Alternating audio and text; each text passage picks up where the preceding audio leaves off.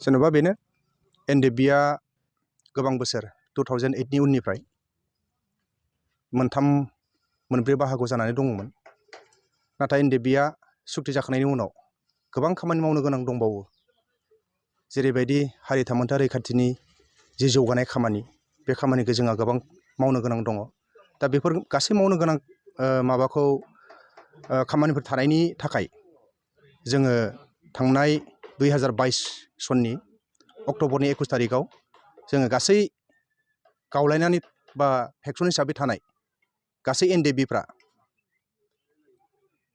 खौसेयै United फराम of एक्स एम.ड. आफादखौ जोङो दाफुंनानै लानो हाबाय।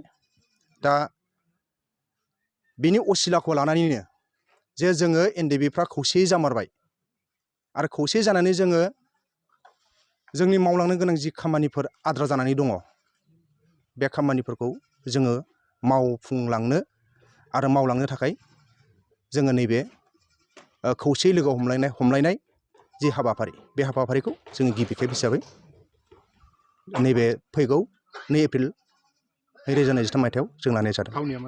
थावनिया बियो राङापारा ओनसोलनि सिङाव थानाय सनितपुर जिल्ला अनसुमै एम.इ. High school. ओरैनो जोङो चिफ गेस्ट हिसाबै मिनिस्टार सारखौ जों लानाय जादोंमोन। नाथाय मिनिस्टार सारा गावनि देहानि उसुबिदानि थाखाय बे सारा जोंनि बे मिटिंआव एटेन्ड जानो हानाय नंला। नाथाय बिनि गेजेराव जोंहा ओरैहाय प्रसान्त बर' साहित्य सभानि भाइस प्रेसिडेन्ट बिथां सारा जोंनि बे मेलाव मैखोम चिफ गेस्ट हिसाबै बाहागो लागोन। आरो बेजों लोगोसे जोंनिनो आगुनि एम.ड.नि जेनेरेल सेक्रेटारि अरखां दाबखा अर्थात अमरेन्द्र ब्रह्म सारा बे मेलाव बाहागो लागोन। दा बेनो जोंनि हारिनि गेजेराव ड्राग्स एडिक्टेड बारा जाबाय। उन्दै चाइल्ड मेरिज बेफोरो गोबां जालांनो हमदों। दिनैहाय जोंहाबो एम.ड. हिसाबै माखासे हारिनि खहा जानायफोरखौ बा माखासे हारिनि गेजेराव बेले बेजे नुजानायखौ बोस्रांनो थाखाय जोंहाबो मोन्थाय दं हिसाबै नैबेफोरनि सायावनो जों लानानै बे मेलखौ बा खौसेयै लोगो हमलायनाय हाबाफारिखौ जों लानाय जादों। खावलायगोन दि रायजोफोरखौ गासिबो धोरोम बा एगेन्स्टखौ सानालासिनो गासिबो रायजोफ्रा फैनानै ज' हेफाजाब होफैबा जों जोबोद गोजोननाय मोनगोन। बे दङ निस्सय जोंनि बे जायगानिनो मुंख्लं दि देरहासार कालचार प्रग्राम जों लादों। आफादनि बिथाङा मुंख्लं जालांबाय, बिनि मुङैनो जोङो कालचार प्रग्राम लादों।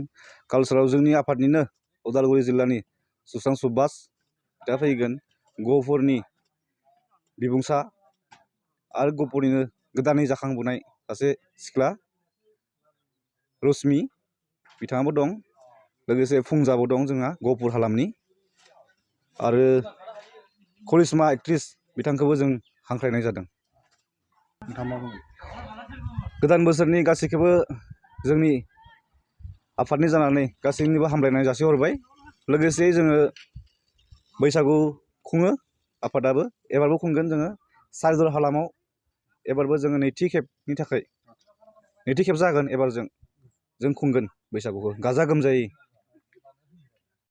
जोंथ' बे जों हाबाफारि खुंनो लानाया सनितपुर जिल्लायावहाय जों लादों सेन्ट्रेलनि प्रग्राम।